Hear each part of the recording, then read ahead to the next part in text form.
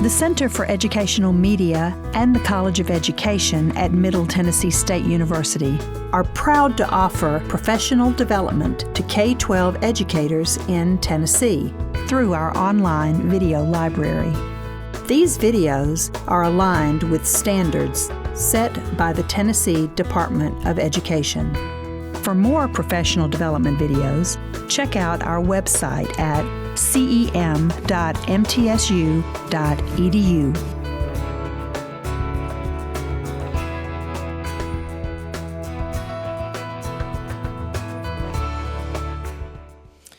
All right, I hope you enjoyed your break. We are going to restart with Dr. Henry. I had the pleasure of dining with Dr. Henry and her husband last night, and she was asked, among all of your literacy expertise, what do you consider your forte?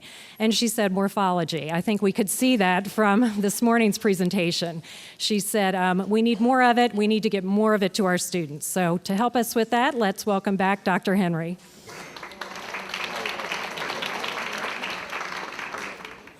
Phonemes and morphemes, building blocks for decoding and spelling, is the topic. And I just thought I'll start with a little more history. The McGuffey readers came along, and most of the McGuffey readers were very much phonics based, and students learned the short vowels and consonant sounds, and they read lots of little stories, and then you all recognize this type of reading. Here's Dick and Jane, something pretty, look, see this. Uh-oh, said Sally, it's pretty. Yes, said Jane, mother looks pretty. And that's how I learned to read. And fortunately for me, I had wonderful teachers, and I was a good memorizer. I mean, I only had to look at a word 2 or 3 times, and I knew it. I didn't know about a silent E at the end, making that A in Jane long, and it never had been taught to me. And then 4.5 years later, my brother came along, and he's severely dyslexic. And my parents couldn't understand why Peter couldn't read. He wrote his name R-E-T-E-P, total mirror image, until he was in about second grade. And he couldn't memorize any of these. And my parents, the teacher said, well, Peter's unmotivated, he's lazy, he's not as smart as his sister, girls are better in language, all the old myths that we heard. Well, what happened was, in 1955, Rudolf Flesch wrote Why Johnny Can't Read. Some of you probably weren't even born then. But I remember it well. I was in college at that time. And he wrote this book primarily for parents and teachers. And he gave a very persuasive argument in favor of teaching children to read using phonics. Now, Jean Chall, in 1967, about 12 years later, wrote her text, Learning to Read, The Great Debate. And many of you have probably have that or have seen that. And she again supported phonics because Dick and Jane was very big at this time. And we then went from that whole word learning to whole language learning. And early research started on reading. The big funding really started in the 1980s 80s, late 70s and 80s. And much of this funding came from the National Institutes of Health and Human Services, Children's Health and Human Services. And Reed Lyon was the chief psychologist. And he said learning to read begins far before children enter formal schooling. Children who have stimulating literacy experiences from birth onward have an edge in vocabulary development, understanding the goals of reading, and developing an awareness of print and literacy concepts. He also said good readers are phonemically aware, understand the alphabetic principle, apply these skills in a rapid and fluent manner, possess strong vocabularies and syntactical and grammatical skills, and relate reading to their own experiences. And his argument, his thoughts on this came because of the National Reading Panel that was formed. And this panel reviewed all of this research from NICHD, from the Office of Education, from Office of Special Education, all kind of showing that children needed to be taught to read, and that reading does not develop naturally, which of course was the whole theory behind whole language. And for many children, specific decoding, word recognition, and reading comprehension skills must be taught directly and systematically. And I would add spelling to this list. You've seen this about English being a polyglot, that favorite quote of mine. And you've seen this. Now, this may be new. I was at an IDA meeting. Oh, this had to be 20 years ago, maybe. And two young men were speaking. No, it was probably 2000 or 2001. And there were two young men that gave very similar talks. Pete Bowers had a talk called The Analogy of Triangulation, and Dennis Weimer, The Ologies of Language. And what I loved this model, both of them had practically the same model. And they called it orthographic reference points.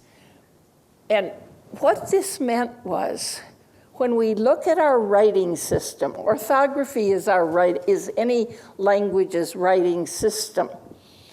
And etymology is extremely important. That origin, the history of the word, kind of what we talked about earlier. But also very important are phonology, the sound system of the language, and morphology. Morph means form or shape.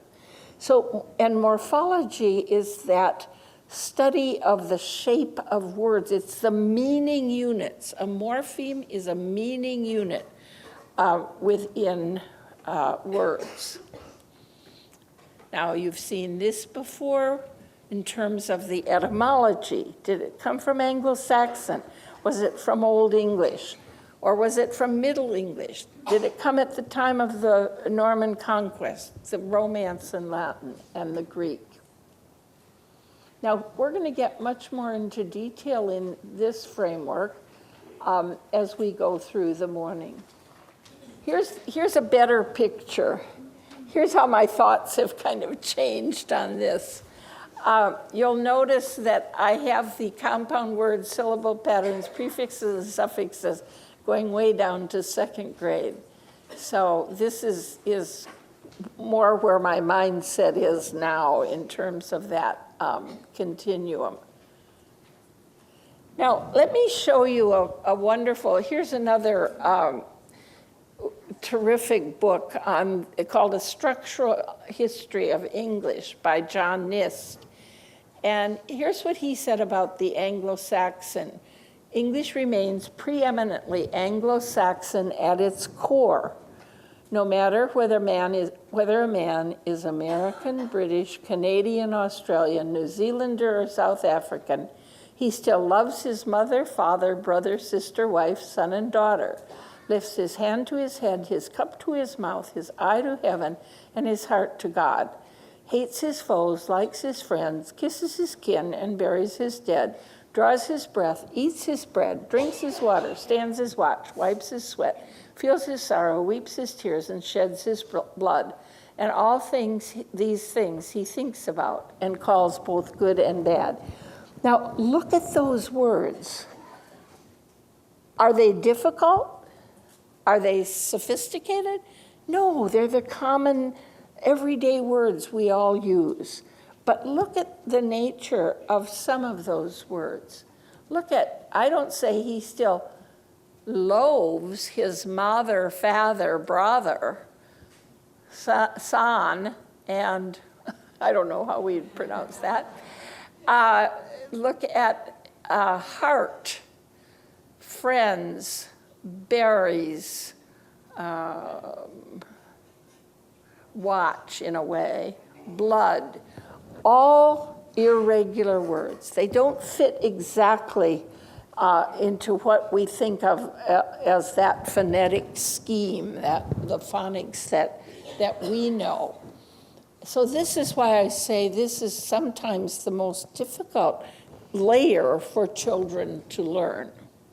I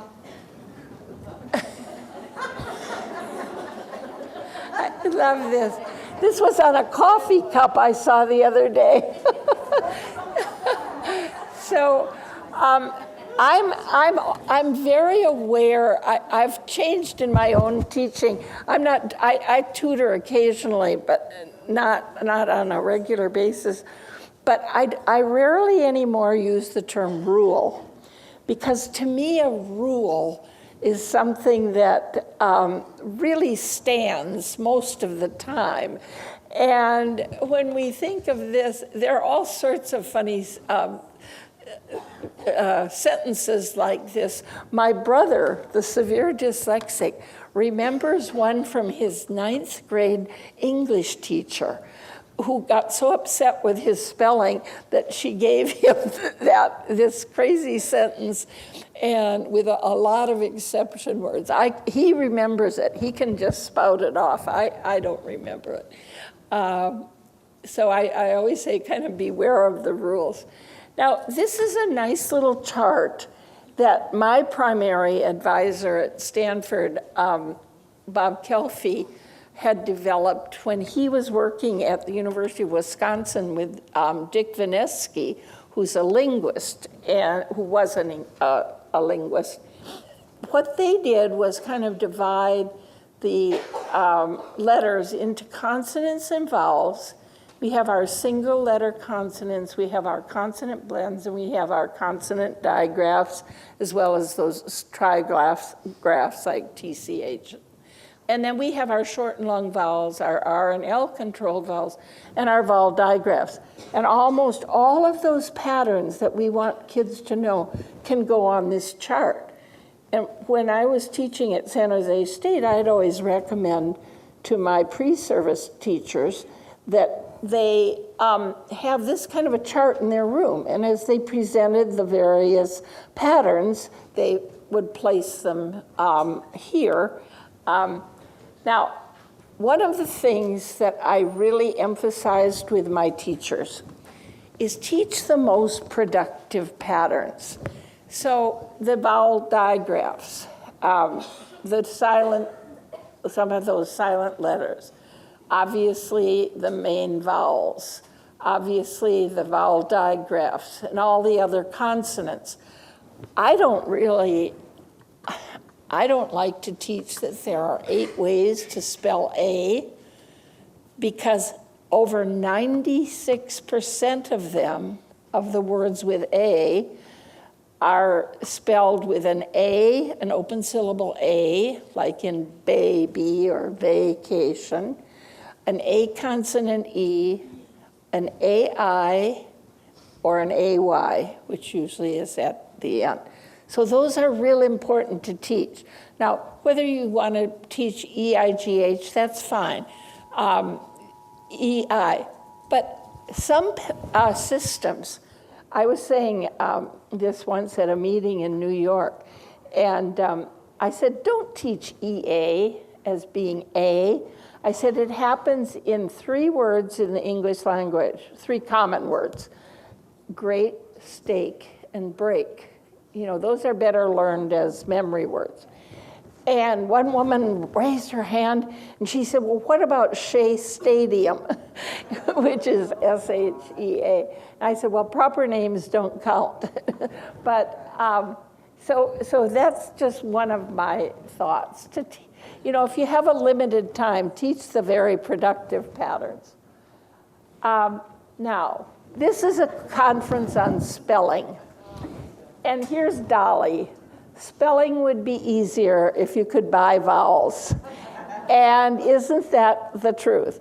This is the area, it's mainly the vowel sounds that our kids have trouble spelling. Most of them do pretty well with the consonants, but the vowels are what are so difficult for our kids. And Dennis, here's Dennis. They're spelling things around me, and I haven't been able to break the code yet. And that's what our kids have to do, isn't it? They have to learn the code. The alphabetic code means that letters have corresponding sounds.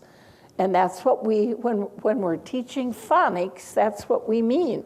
We're connecting those graphemes or letters with the phonemes or sounds. So those are terms that are important to know. Now here's something just kind of filled out, this basic 2x3 matrix. Obviously it's alphabetically here. We don't teach alphabetically. We don't teach B and D at the same time because chances are many of our kids are going to reverse those.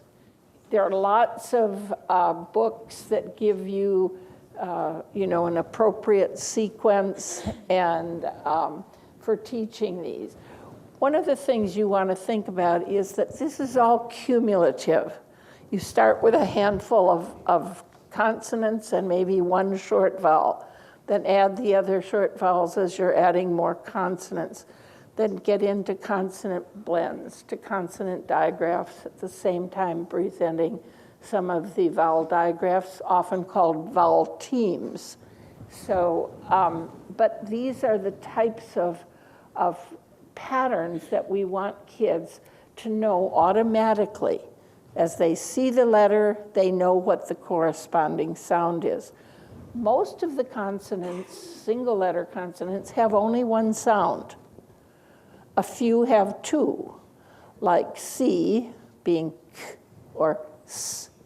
And the S sounds, the S, sometimes the Z sound, the Z sound, sometimes is spelled with an S. So some of these have more than one sound. So we want to take kids through these basic phonics, and I'm not going to say much more about that. What I want to do, kind of think of that 3x3 matrix with Anglo-Saxon letter sound correspondences, syllable patterns, and morpheme patterns. Now we'll talk a bit about syllables. We want kids to be aware of the 6 syllable types. We want kids to be aware that when I have one vowel followed by a consonant, or 2 consonants, I'm going to have a short vowel, a closed syllable it's called. The vowel is closed off by the consonant. We have our vowel consonant E syllables, where the final E, if I just had M-A-D, it would be mad. I add the E and it's made. Hop, I add an E and it's hope. I get that long vowel. An open syllable is where the vowel is at the end of the syllable. Go, be, me, she, oboe, baby, vacation. The vowel pair or vowel digraph, boat, coin, broom, pain, where I have a consonant, a vowel digraph, usually in the middle. And then our consonant LE, as in table, bubble, turtle, giggle, sizzle, and so on. And our R controlled, with the vowel and an R, followed by an R, as in car, church, bird, earth. Remember that I mentioned that when I showed you that 3x3 matrix, that what these different cells show are the strategies available for children when they come to an unfamiliar word. They don't have to guess at it. If it's a short word, a word of one syllable especially, they can usually sound it out letter by letter, sound by sound. So I have a word like grasp, grasp. So I have to hear those 5 sounds. Now, we haven't talked about phonemic awareness, and I'm not going to, but that is something that is very necessary in order to get those 5 sounds. We have to be able to hear those, and then if we're spelling grasp, I go gr, and I can write the corresponding letters. Syllables provide another strategy. Syllable division just gives us another way to think about words and to a strategy for both decoding and spelling. Because if I have a word like campus, can I get campus by going us? I can't. I have to do it one syllable at a time. So therefore, it's helpful to know that I'm going to divide between the 2 consonants. And I can then sound out campus, campus, napkin, napkin, and so on. When I have a vowel, consonant, vowel pattern, I have 2 options. And you always, if you don't know the word, you always want your students to try the open syllable first. Open, pilot, Polish, delight, prevent. But let's say they have cabin, and they see that vowel, consonant, vowel, and they go cabin. They know that doesn't sound right, so they can try the alternative. Cabin, cabin. Lemon, polish, comet, image. Now look at the 2 that are spelled P-O-L-I-S-H and P-O-L-I-S-H. They're spelled exactly the same, so how can I tell the difference? The capital letter doesn't matter because I could say polish the table, and it would come at, but I have to know the meaning, don't I? I have to know the context. Meaning is so important to spelling. I just can't overemphasize that. If I'm spelling the word reed, I have to know, do I mean a reed instrument, like a clarinet or an oboe that has a reed, an R-E-E-D, or am I reading a book, R-E-A-D? So in a way, the meaning is predominant to the sounds, or at least you have to do it in combination. So we have Polish, meaning the nationality, and polish. And only in a context, in a sentence, can I know which one is which. What happens with the consonant LE words, I have the consonant LE always stick together. So that would be bugle, that U would be long. If I spelled it with 2 G's, what would it say? Buggle, exactly. If I spelled bubble with 1 B, it would be buble, exactly. So the important thing to remember here is that you always keep that consonant LE together, and then you'll know if that's long, an open syllable, or a closed syllable. We have some words that have two vowels in the middle. Anna Gillingham called these unstable diphthongs. So we don't, this word here, we don't say Crete. That's not a vowel digraph there, is it? It's create. How many syllables in this word? It's two, isn't it? It's not a poem. How many of you would say poem? Many of you might. A lot of people say it's a great poem, but it's a poem. And when we hear the word poet, then you really hear the two sounds.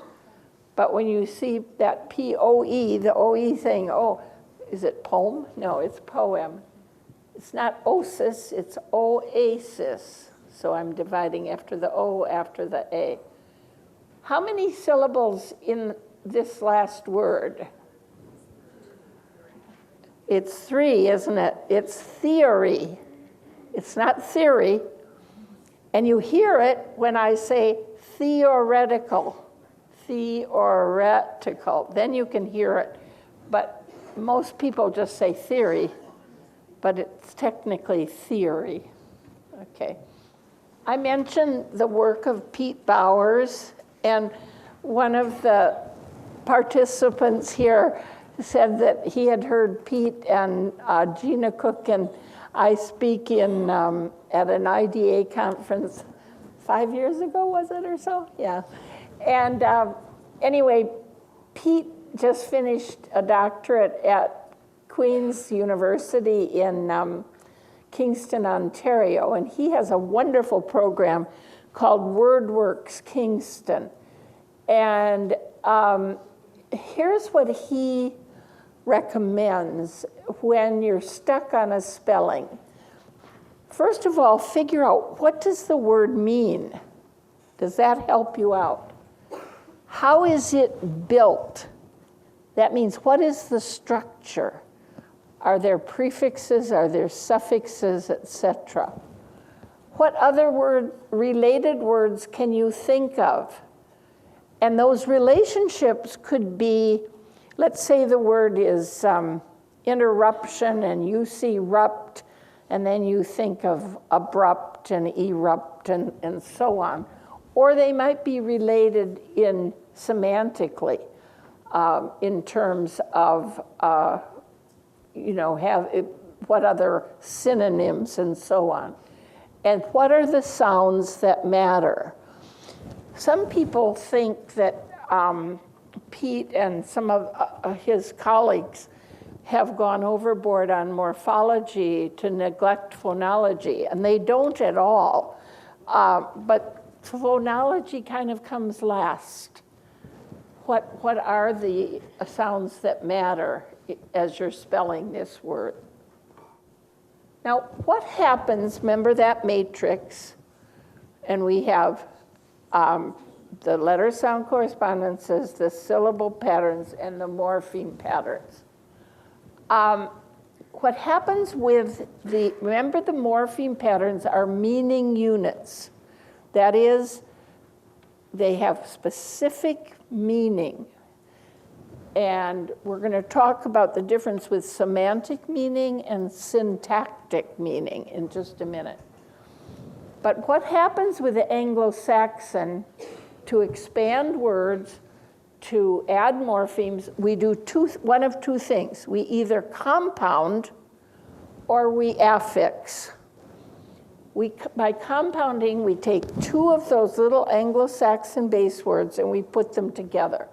So I have railroad, baseball, flashlight, lamppost, bookmark, fireplace, cowboy, bluebird, starfish, etc. Or we affix, we add prefixes or suffixes.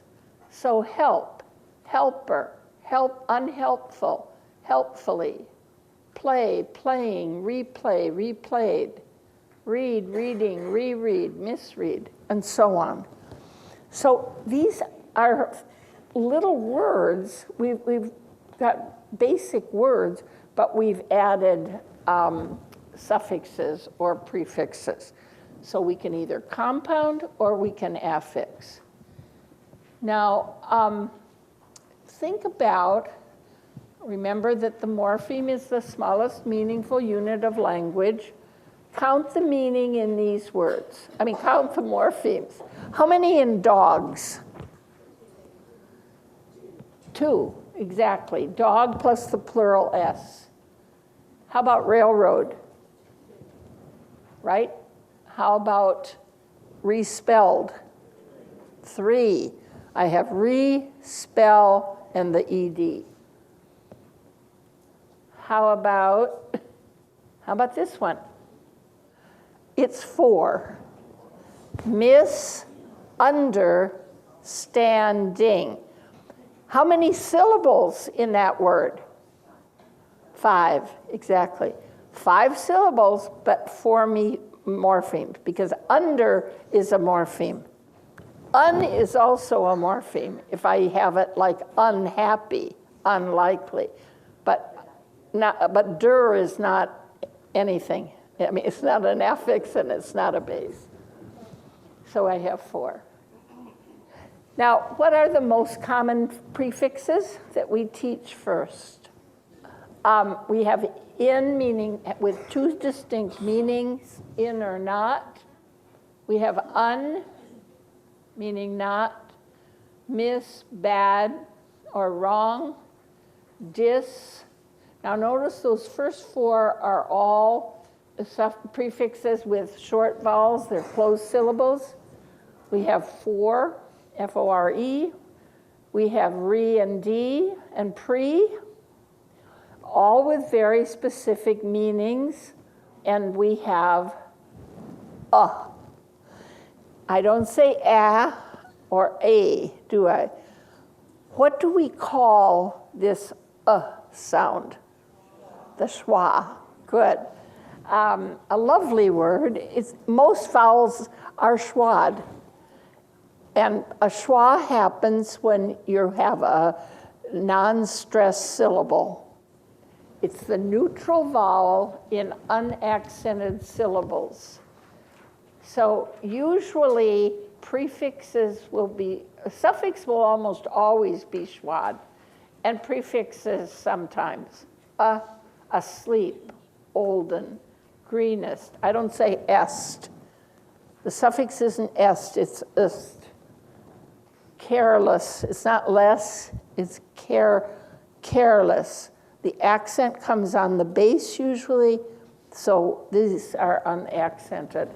And the schwa's diacritical marking is that upside down E. So if you're looking up a word in a dictionary, you'll see that upside down E. Church, churches, and goodness. Now, what I do, I just make cards for my students because I want these prefixes to be absolutely automatic for them. What we find is if the morphemes are automatic, this helps fluency. That automaticity adds to the fluency, and we know fluency is one of our goals in reading, isn't it? In decoding and in spelling. We want them to be able to write it quickly.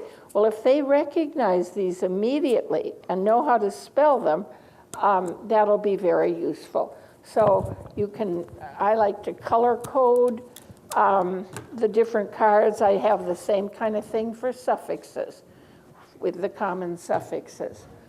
Now, suffixes do something kind of interesting.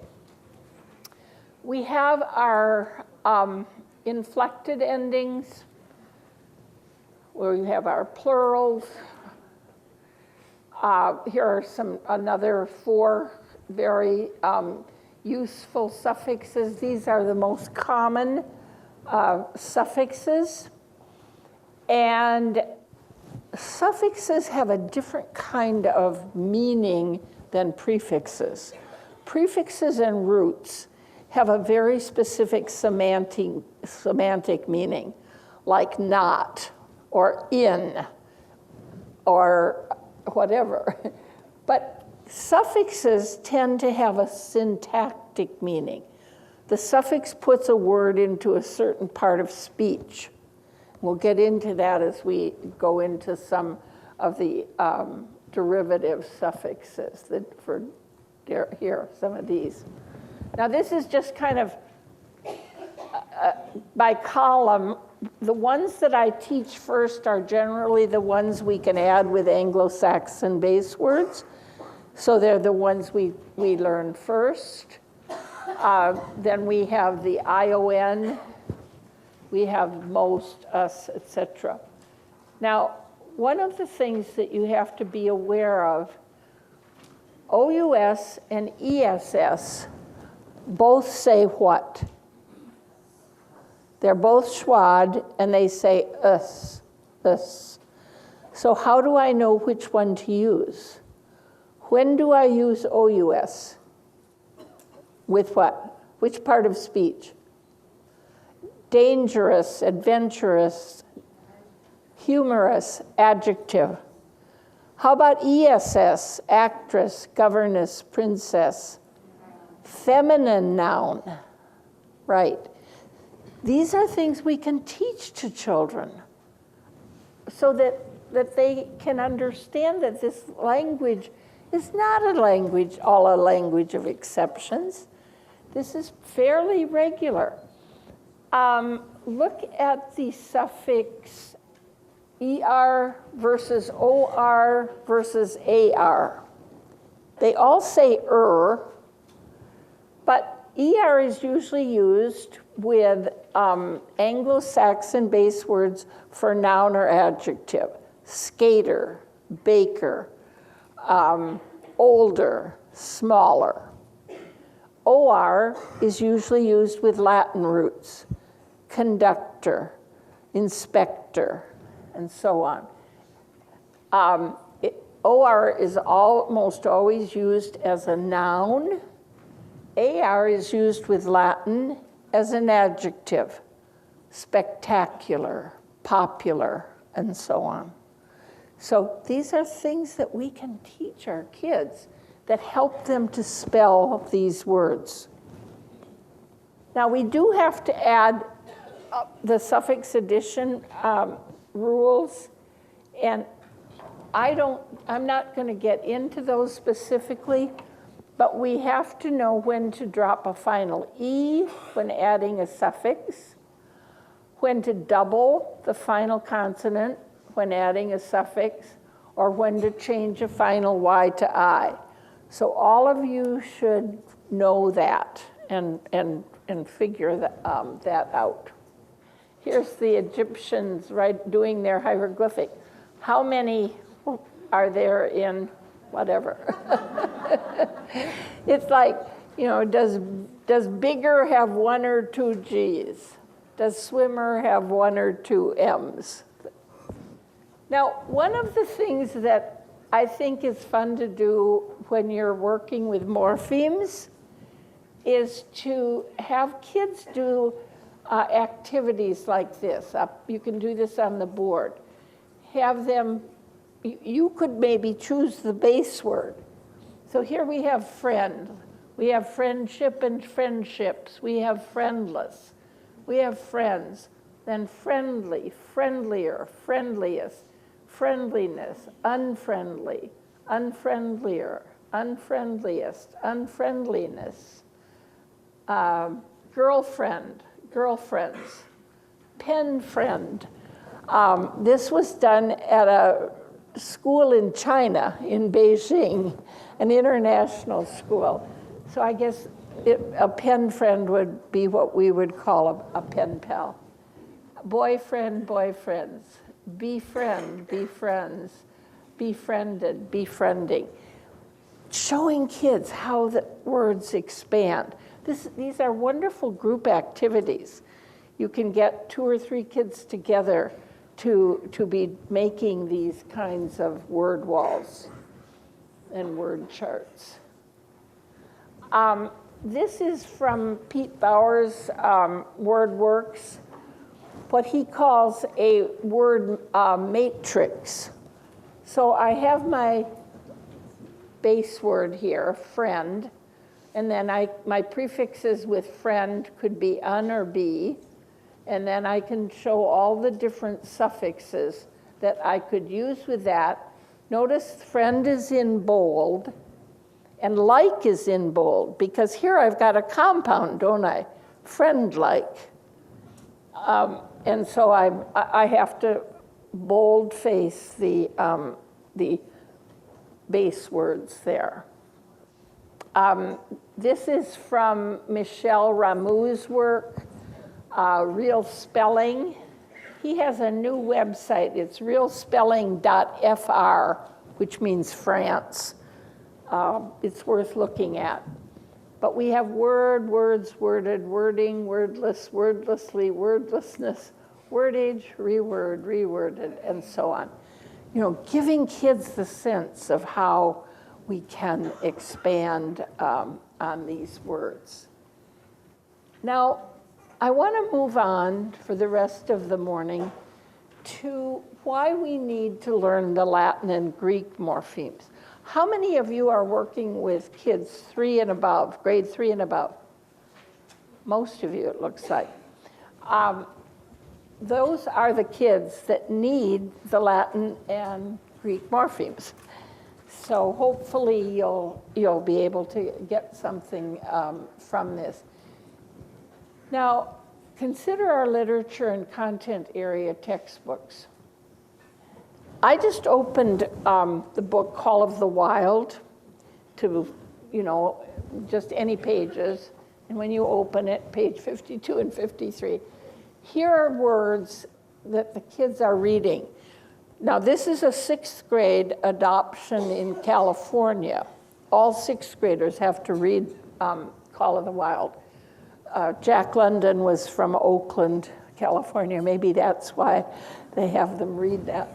I don't know if you all remember the book, but it has a lot of French-Canadian dialect, and they spell that out phonetically. So dis and dem and dos.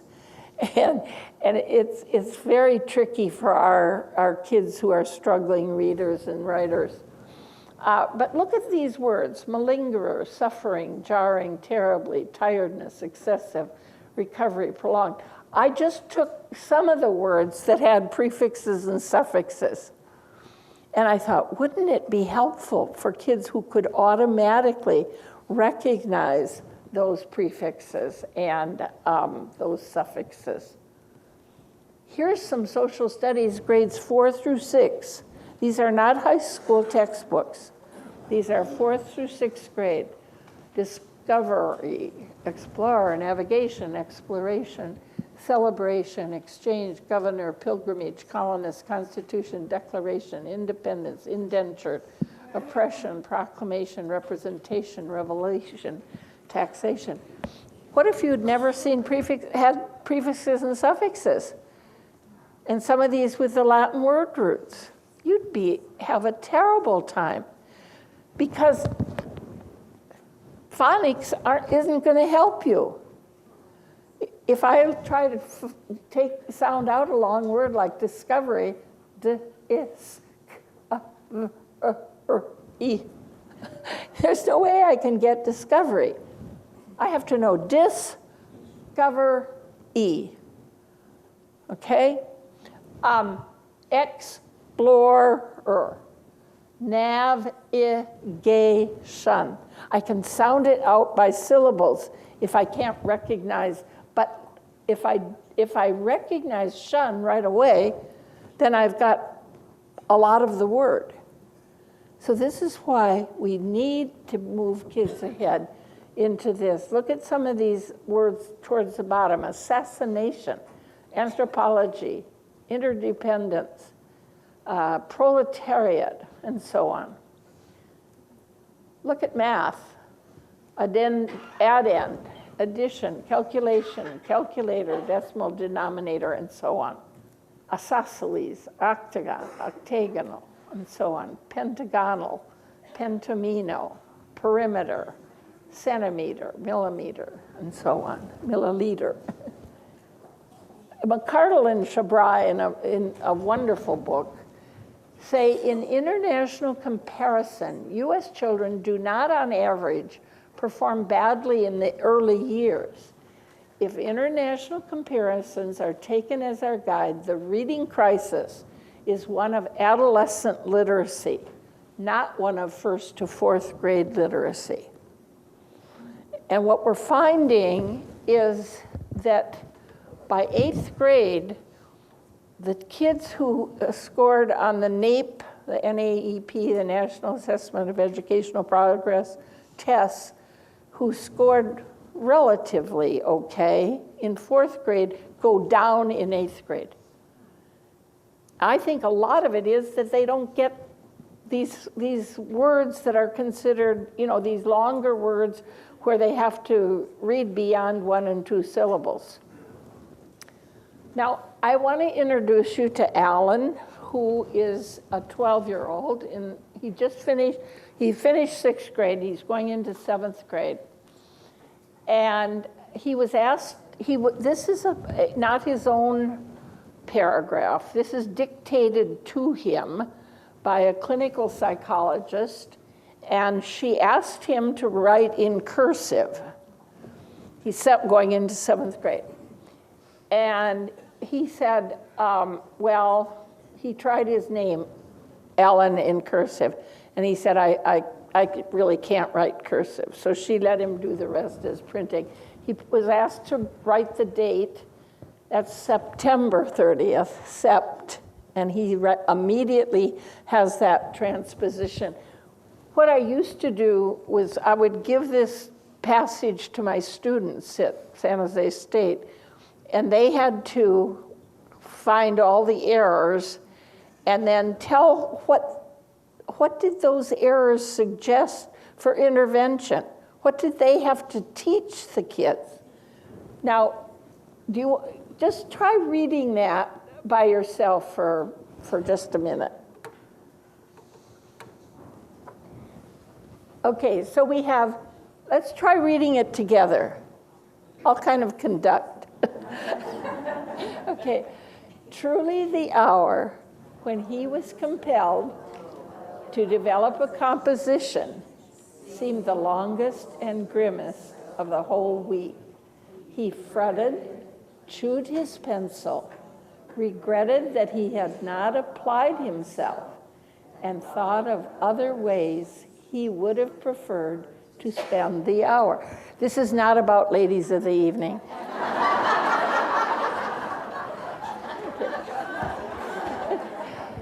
In fact, he underwent every form of suffering except that which involves work.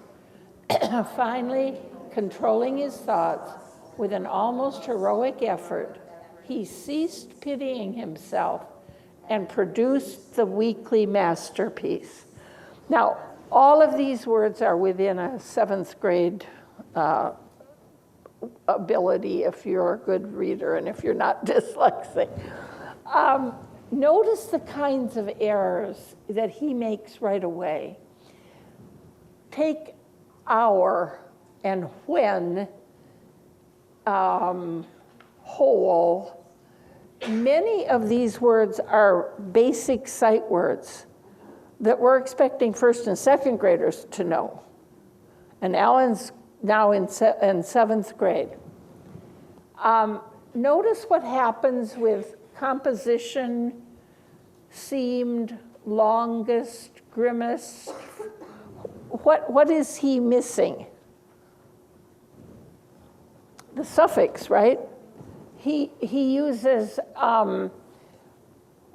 look what he does for the past tense, ed. In seemed, he writes de.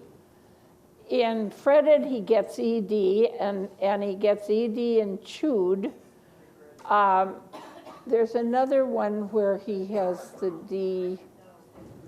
Compelled. He just has a plain d up there in the top line. So he doesn't know that that's consistent, that ed is always the past tense. Look what he does with longest and grimmest. When do I use ist? Think of a couple words that end in ist. like dentist, scientist, chemist, pianist, all people, all noun people. IST is always a noun person. EST is the superlative degree of the adjective, and so longest and grimmest have to use EST. He doesn't know to double the M in grimmest. Fretted, you can see he has freeted, chewed. He doesn't get the ch. Some basic phonic kinds of errors. Thought, who knows where the A came from? Look at other ways. First he spells it was, and then a W-A-E-S. So again, one of those basic sight words that we would expect first and second graders to know. Every, suffing instead of suffering. This is a fairly typical error with older dyslexic children. They tend to leave out that middle syllable. They're not really thinking in terms of syllables, except that which involves work, those basic sight words again.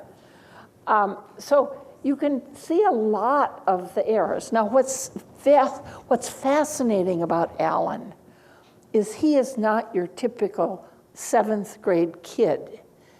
On a Stanford Binet individual IQ test, he scored 172.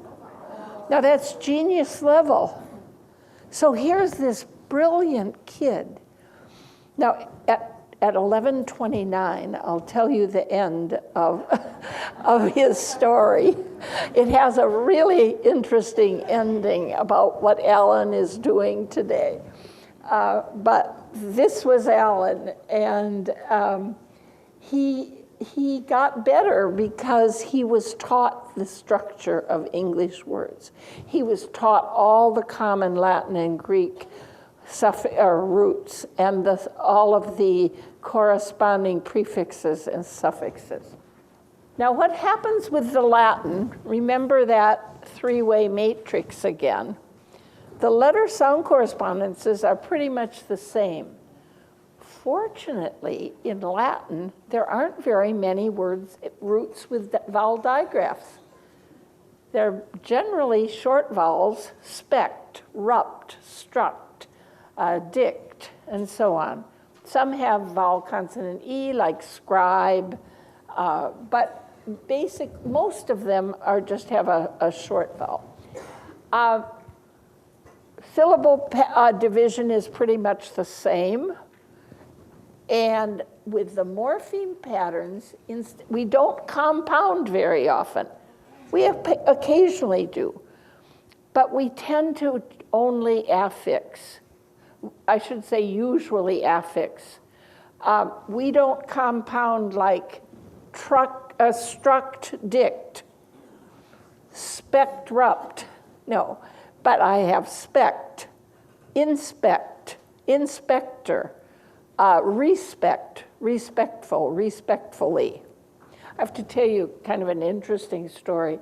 I was asked this was years ago, about 1985, I was asked to speak at the IDA Capital Branch, or I think it was called something like that. It was in Washington, D.C., and they had an adult literacy group. Mostly these were young people in their 20s, I'd say. Most were men. And I was asked to speak at their awards banquet. They had some banquet. So I can't remember the name of the branch president, but anyway, she asked me if I would talk about Latin word roots as, you know, the dinner speaker. And I thought, oh, how fascinating. but I did, and I had them do a web on struct. And I think I have that in a minute. Well, let me hold that story a minute, and we'll see. Anglo-Saxon base words compound or affix. Latin affix, and you're going to find out that the Greek roots generally compound again. They don't affix as much.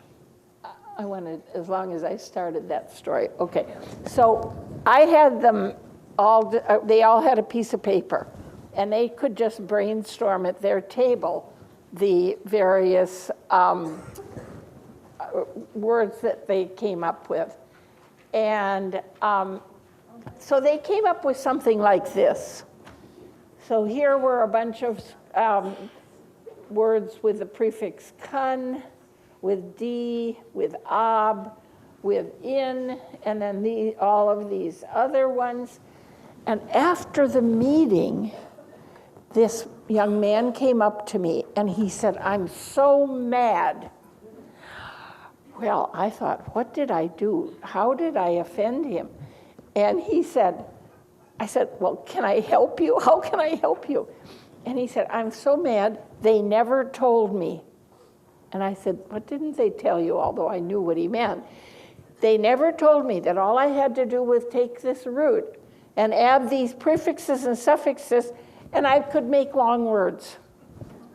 Now, you and I know that all of these are related. We know that all of these have something to do with building. We can figure out the meaning. It's a beautiful structure. It's a beautiful building. If I reconstruct something, I build it again. After the Civil War, who came down this way? The Reconstructionists. Just by adding all those suffixes, I get that long, long word. Okay, I just wanted to talk a little bit more about that schwa. Here in the Latin base word, I have rupt. That's generally going to get the accent. So I have disrupted direction. Direction.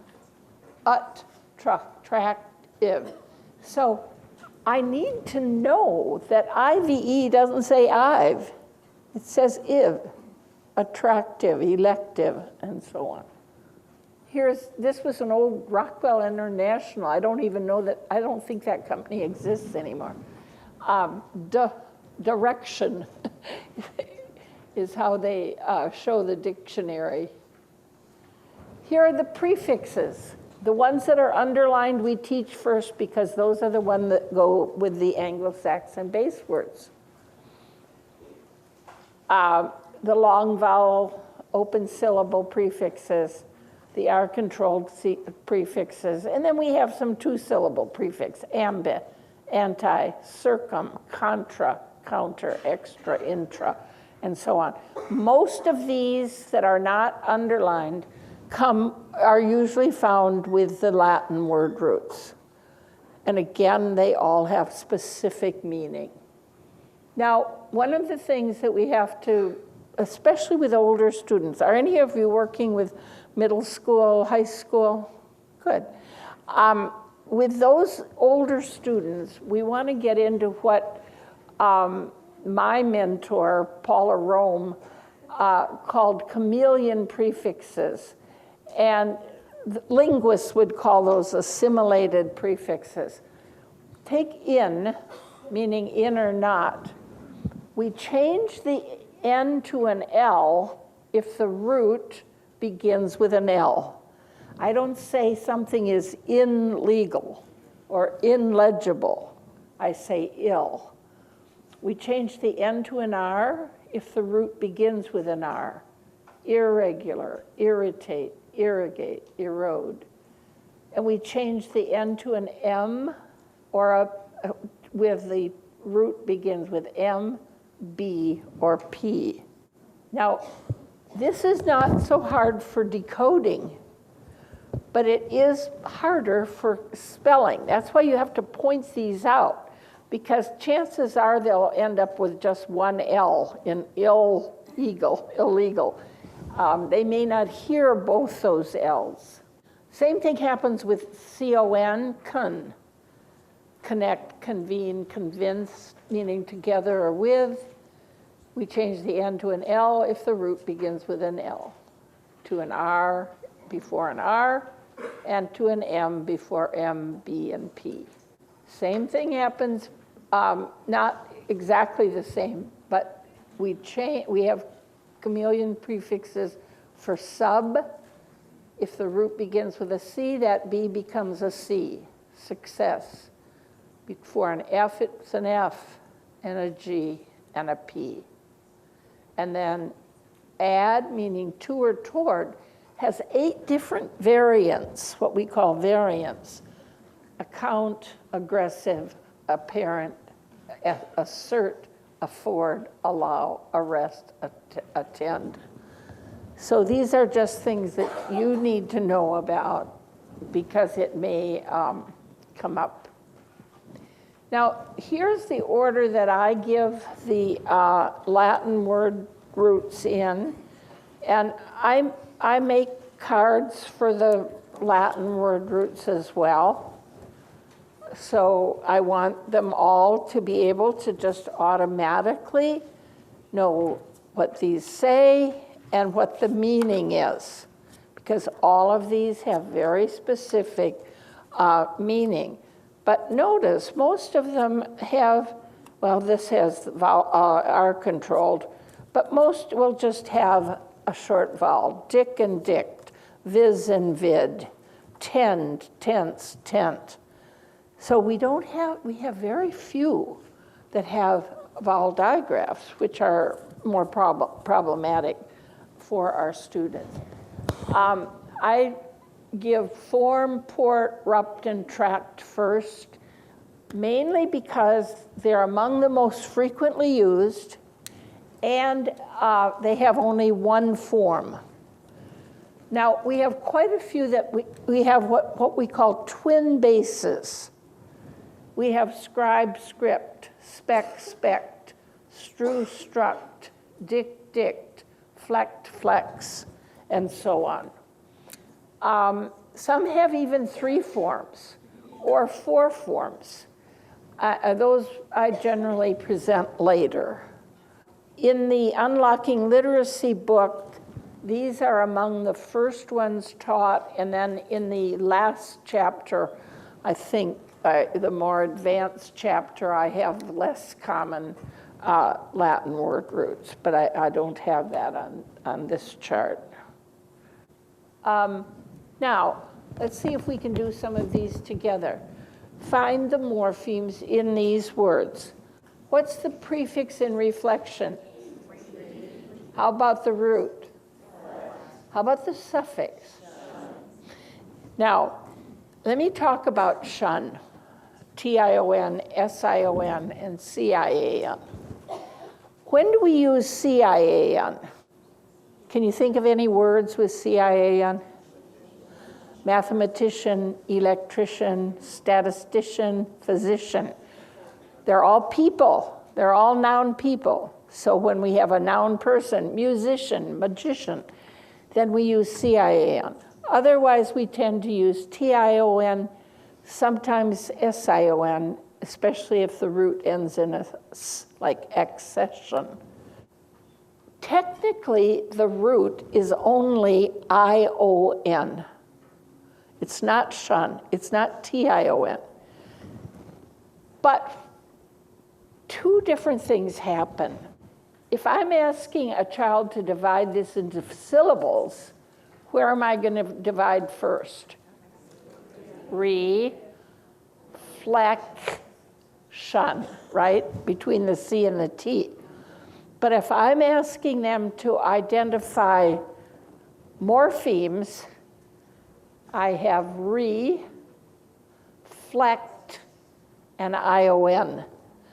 I would give credit for suffixes if they put T-I-O-N, but I want you all to know that it's I-O-N is the suffix. How about the prefix in disrupted? Root, suffix. How about the prefix in literature? There isn't one, is there? Good. And the root is litter or littera. It's really littera And then we've added 8. She's literate. Then we drop an E and we add URE, literature. So it would be, technically I actually have 2 suffixes there.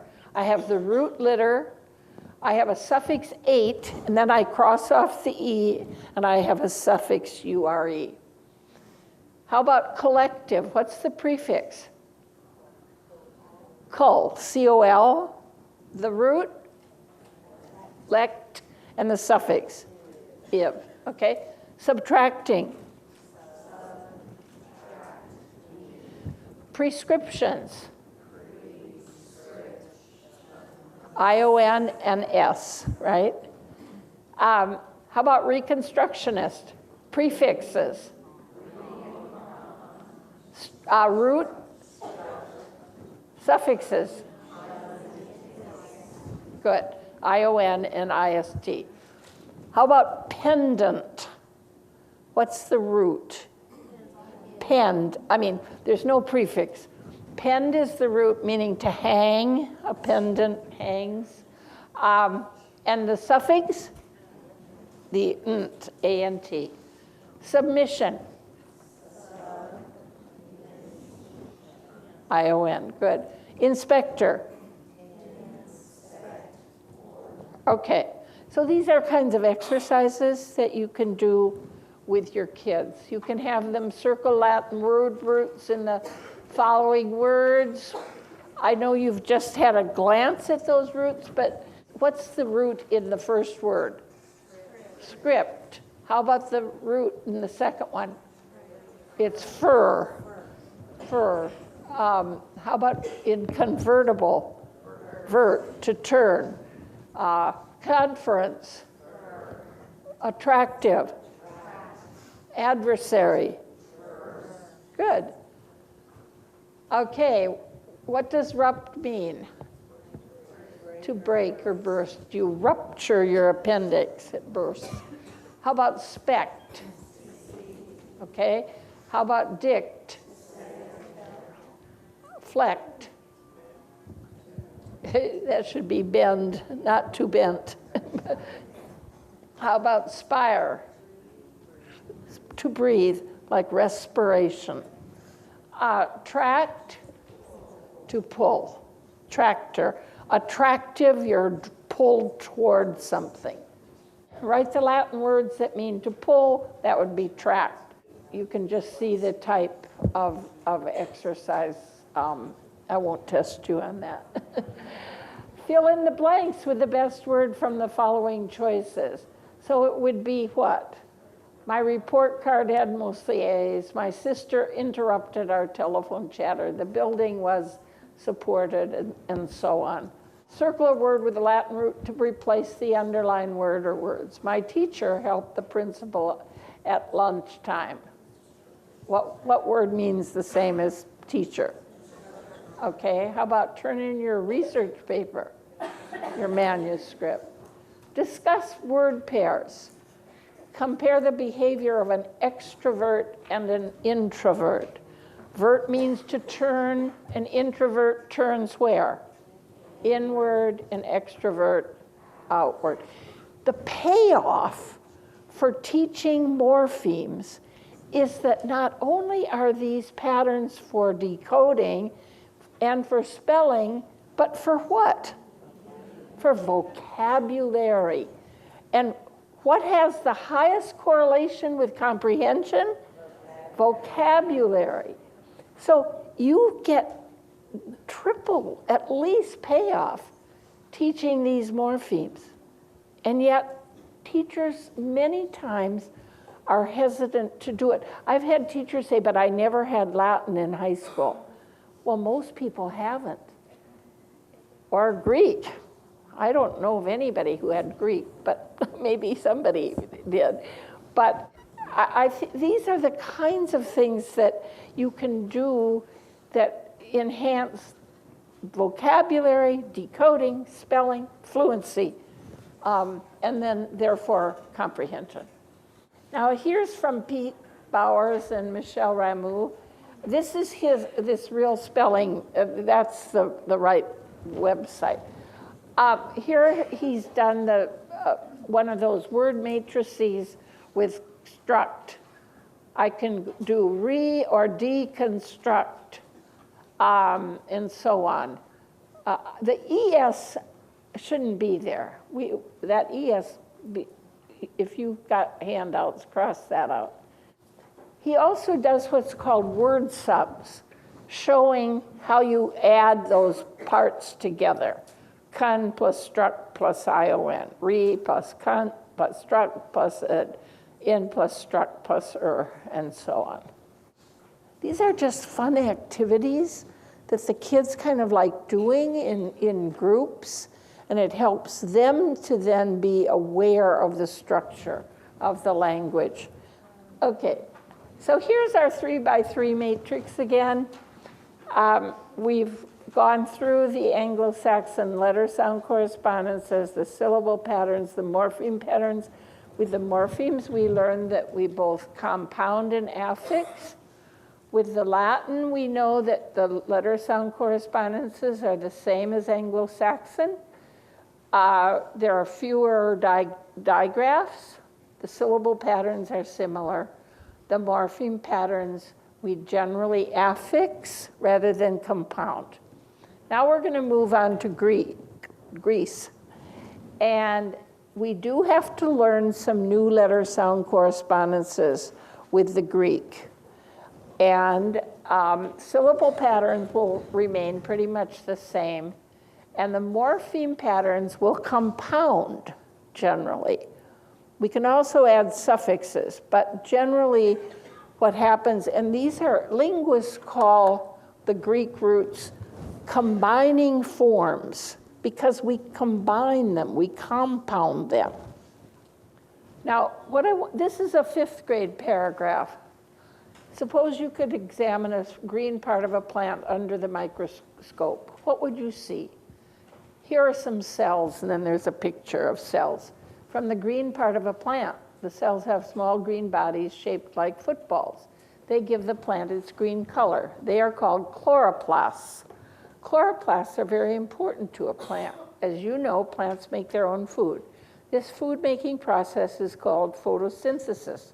It is in these chloroplasts that photosynthesis takes place. Now, if you analyze these two paragraphs, how would you characterize most of the words as in terms of the language of origin? They're Anglo-Saxon, aren't most of them? Little words. You could, a green part of a plant under the, what would you see? Here are some from the green part of a plant. They have small green bodies shaped like footballs. They give the plant its green color. They are called.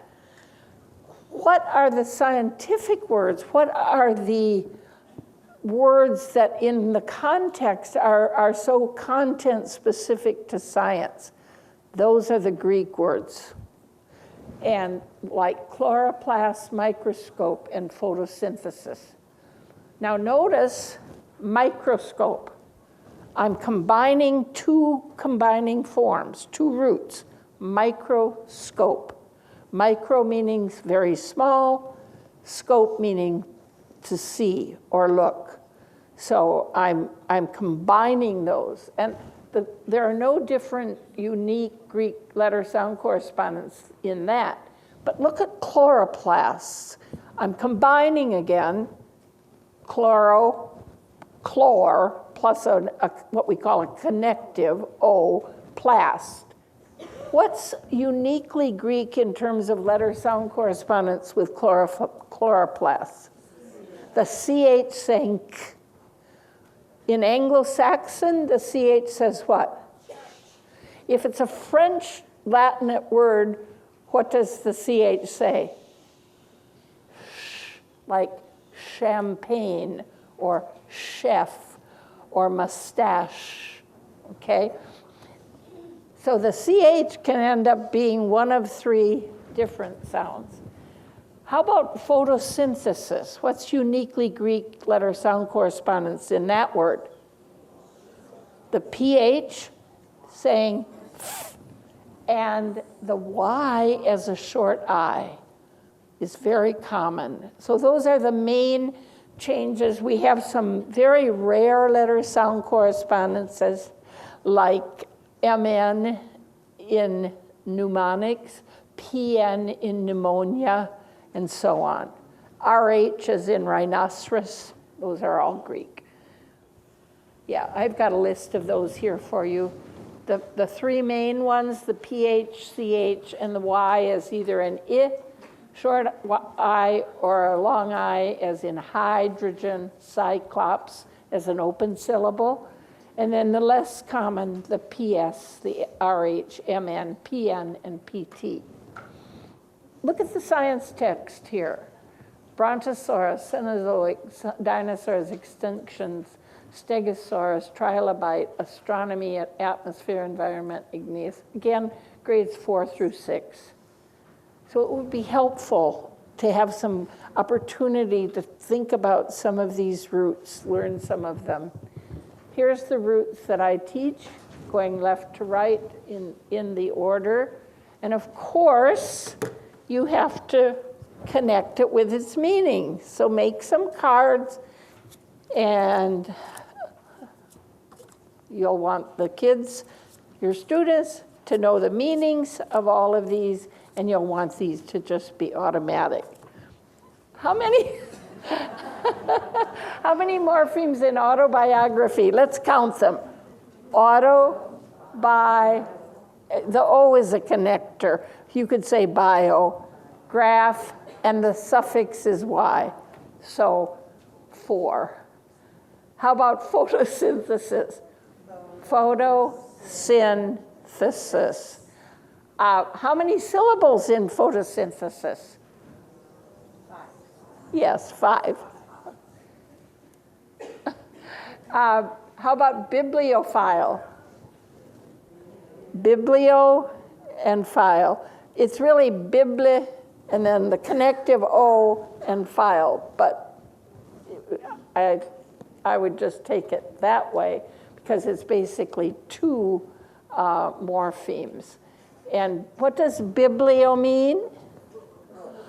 What is file? A love of books.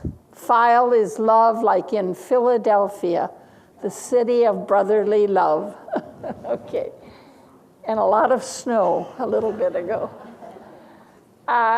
Activities that are related, like in and onim, are the Greek roots meaning name. Find as many words as possible. So you have pseudonyms, antonyms, synonyms, homonyms. Select unfamiliar words and ask questions related to word origin, clues, meaning, and definition. Analyze the word pterodactyl. We kind of did that. What is its origin? What are the 2 combining forms? What's the meaning of ptero and dactyl? In what subject areas might you find this word?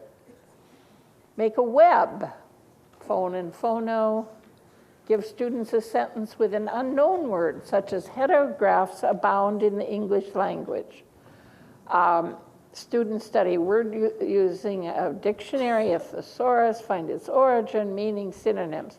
Have them look for additional examples such as inquiry, enquiry, catalog, and catalog.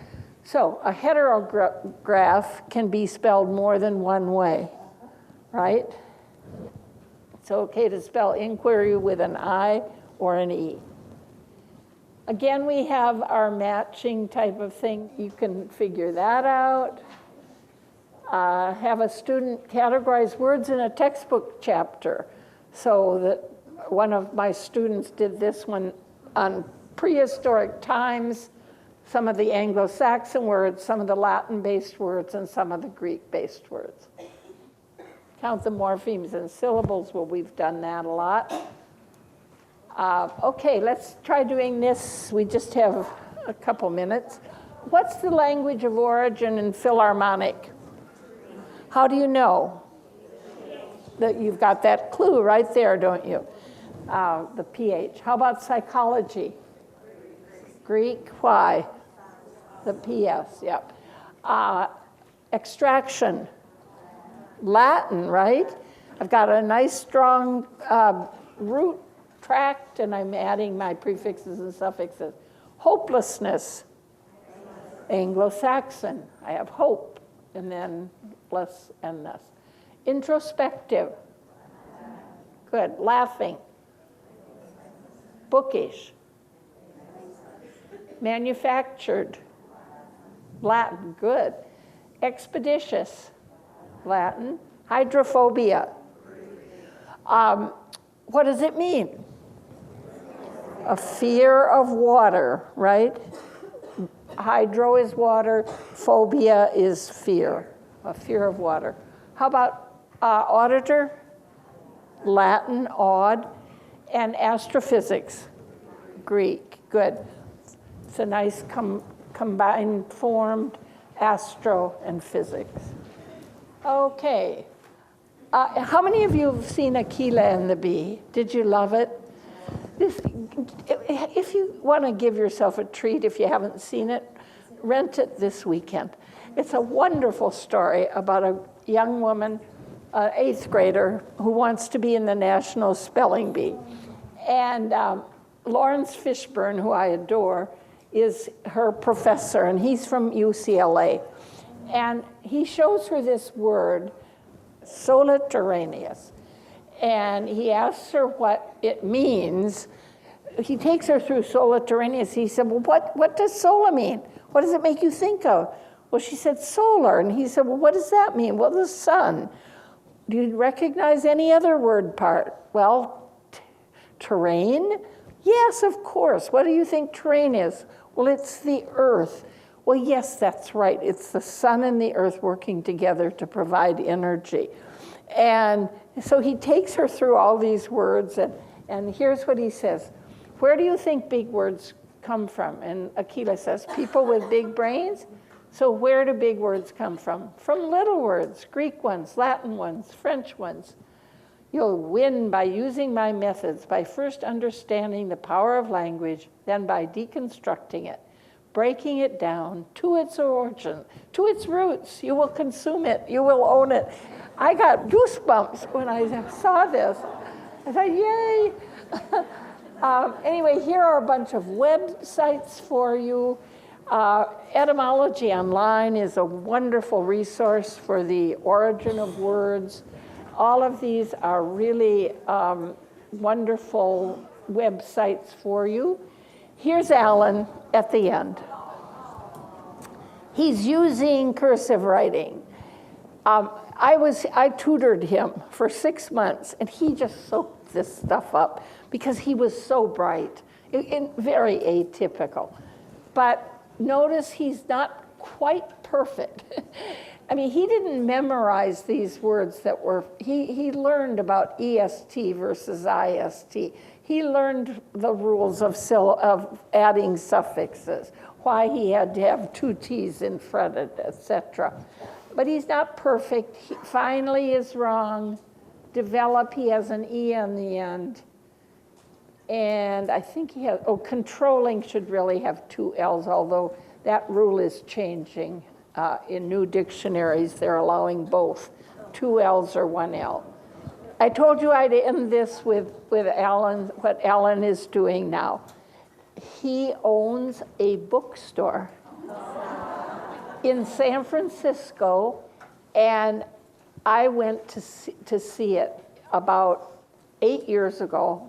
He was doing so well, and I thought that was just so amazing that somebody with dyslexic, lots of problems, but he had the right intervention.